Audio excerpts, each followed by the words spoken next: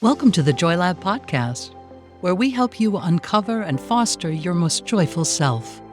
Your hosts, Dr. Henry Emmons and Dr. Amy Prasek, bring you the ideal mix of soulful and scientifically sound tools to spark your joy, even when it feels dark.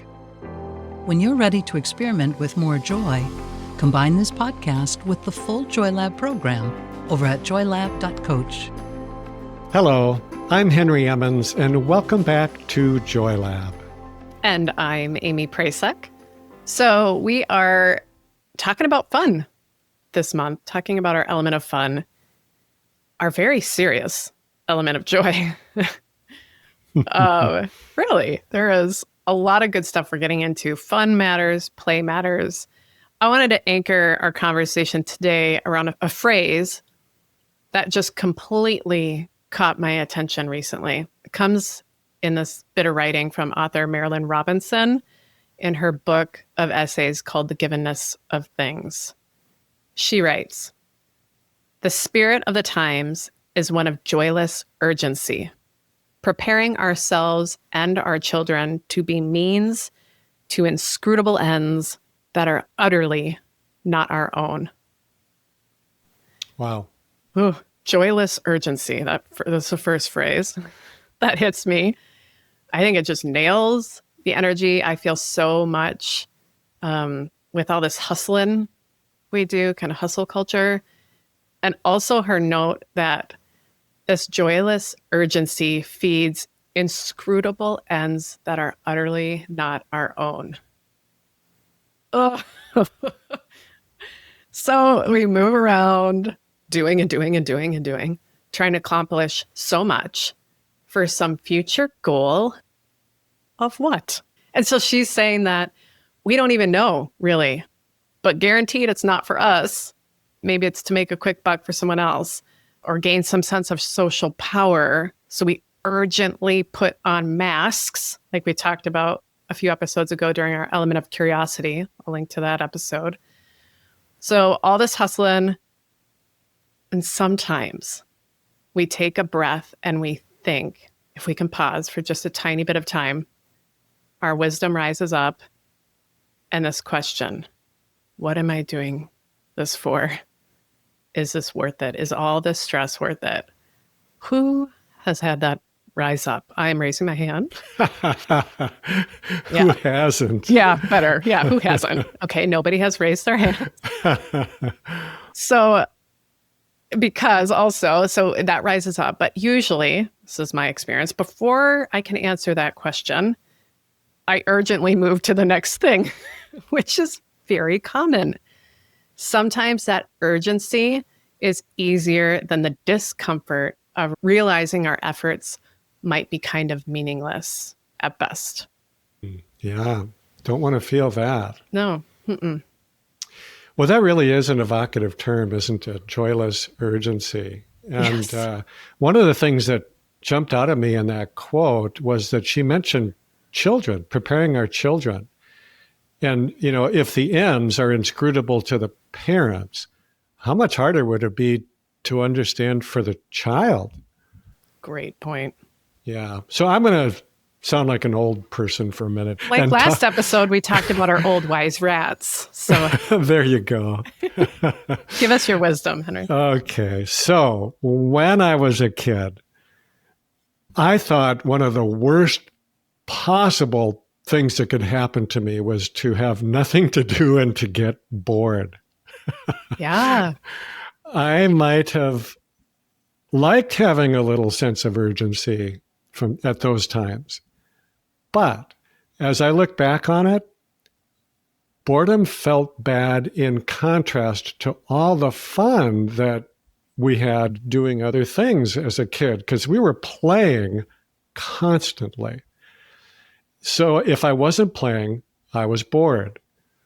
And now I think that occasional boredom was necessary in order for the other times to be so much fun. It's kind of like the pause between the notes or the inactivity that made the activity possible. Absolutely.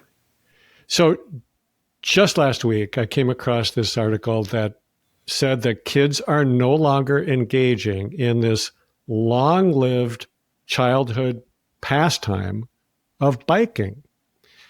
And again, as a kid, biking was such a source of freedom because we could go from point A to point B all by ourselves, even as young kids. And it just opened up all kinds of other opportunities for play because you could go get together with some kids from a different part of town. So I had not realized that apparently far fewer kids are biking these days, but it kind of makes sense when I think about it. I think the reasons they gave are much of what you'd expect. Infrastructure has changed, so a lot of people live in the suburbs and aren't super easy to get around. There's a lot more time spent on screens. And then what you were referring to, Amy, that I think kids are overly structured with activities by parents who are grasping, perhaps, for some inscrutable ends through their own children. Yeah, I'm just thinking about biking now. Isn't that weird? I think it's weird. Yeah, it's really, it makes a lot of sense. I think about like getting on my bike and how empowering that was. Like we would bike to, there was a grocery store 2.5 blocks away or so. And we'd get ice cream, dollar ice cream cones. And it was just amazing. We'd park our bikes and go in with our dollar. And it just felt like I was an adult, like I was a real big human. Geez, Amy, I think our ice cream cones were only about a quarter when I was a kid. Only like $4. No, like $8. Anyway. Yeah, there was something, and that's kind of when we're talking about play, that's like the training ground too, right? Like I was playing adult. I was riding my bike to the place, interacting with folks, giving $1, receiving my cone. Like it's kind of one of the other benefits of fun and play is there is a bit of practice in these social relationships, engagements, growing some confidence and exploring your environment, that openness, that approach behavior we sometimes talk about here.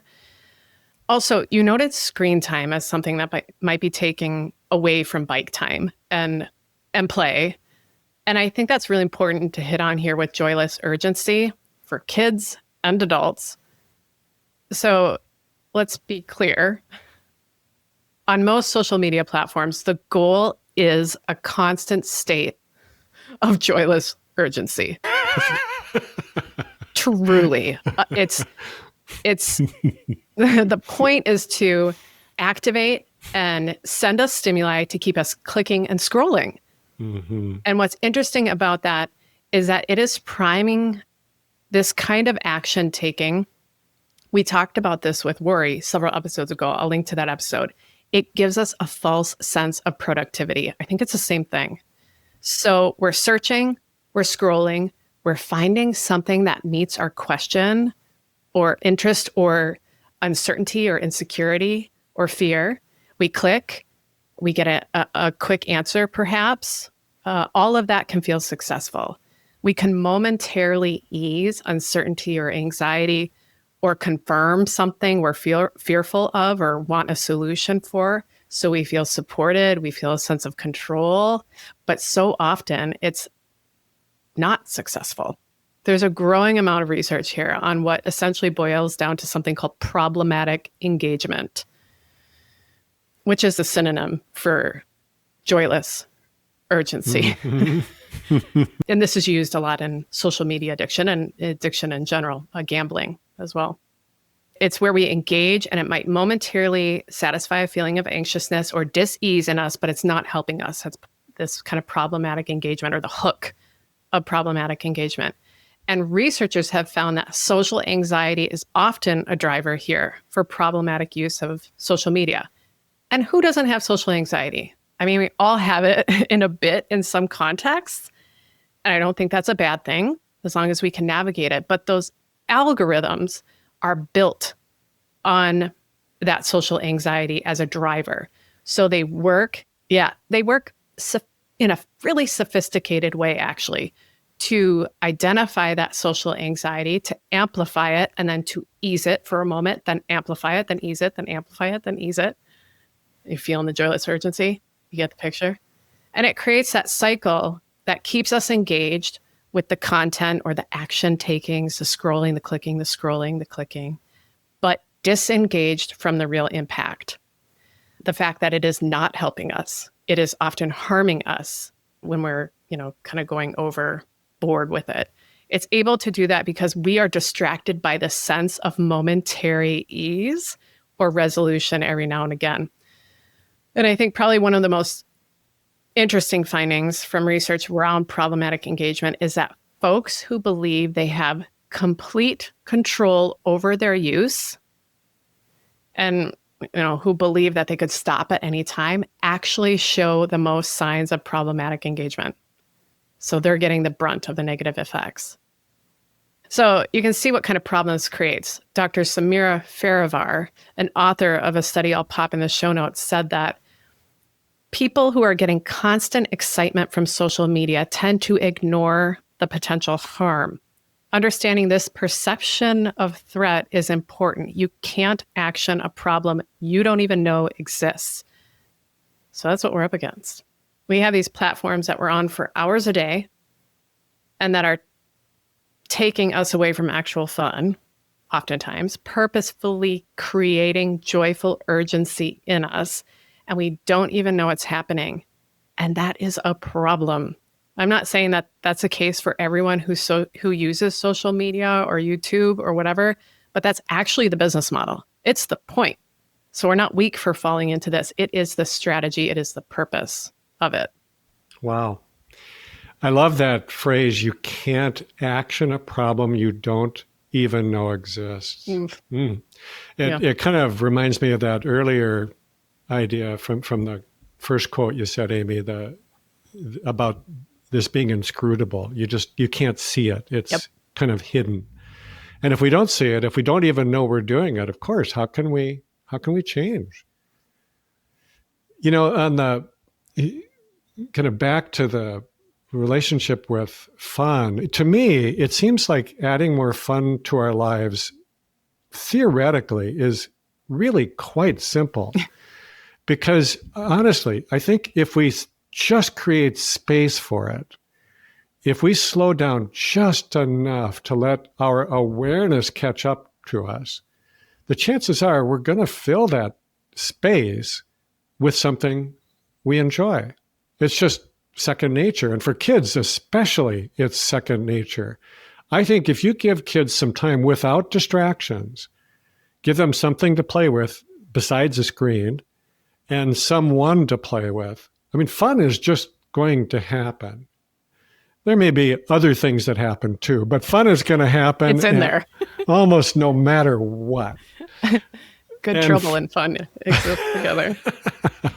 For us adults, it might take a little bit longer. Yeah. I think especially those of us who have maybe traveled quite a way down this road of joyless urgency. But, it might take some time to unwind. But once we do realize what we are doing and we stop with this urgent busyness, we can free up that space. That's really just the point. We have to realize what we're doing. And it's like you said earlier, Amy, if we pause for just a short time and ask ourselves, what am I doing? We can step out of it. But we do have to wait long enough to get an answer to that question. What am I doing? Be still for a moment. Let an answer bubble up. The voice of our inner wisdom needs to be heard, and it does need to be heeded. If we don't honor it, that voice will either go quiet or it'll get louder and louder, kind of hitting us over the head with something until we cannot help but hear it. And, we don't really want either of those things. So I'm advocating that we pause, we let our inner wisdom and the inner child who wants to play have a little more input into how we live our lives. That is such, I think, a perfect call to some of the episodes we did with our series on authenticity and awe just a few episodes ago. So I'll link to those episodes in the show notes. And those of you in the program are like, hey, we do this. Everything that Henry was just saying above. Yes. Our fourth experiment, particularly like listening to that deep wisdom. We do that every month in the Joyless program, that fourth experiment. So that's like the step-by-step process as we continue to let that voice rise up and listening to it. So join us in the program if you haven't yet. It really brings what we talk about here into meaningful actions, not joyless urgency. And all of you in the program, I just want to say as well, you help keep this podcast alive. We are a nonprofit fueled by a community, all of you who want to tap into your joy and bring more joy into the daily workings of our world. And I think that's just the most powerful way forward. Play is an offensive strategy. Ooh, I'm bringing back more from authenticity. It is way more effective than all the cynicism and fighting that I think is more ripe right now. So yeah, thank you to all of you in the program. Join us there if you haven't already. And we're going to get more into how we can move past some of the obstacles you might be feeling as we're talking today, these obstacles that might make fun and play a little bit more difficult. We're going to address some of those in the next 2 episodes as well. So be sure to stick with us. And to close our time today, I want to end us with some more wisdom from Marilynne Robinson. Here it is. Sometimes I have loved the peacefulness of an ordinary Sunday. It is like standing in a newly planted garden after a warm rain. You can feel the silent and invisible life. Thank you for listening to the JoyLab podcast. If you enjoyed today's show, visit joylab.coach to learn more about the full JoyLab program. Be sure to rate and review us wherever you listen to your favorite podcasts. Please remember that this content is for informational and educational purposes only. It is not intended to provide medical advice and is not a replacement for advice and treatment from a medical professional. Please consult your doctor or other qualified health professional before beginning any diet change, supplement, or lifestyle program. Please see our terms for more information.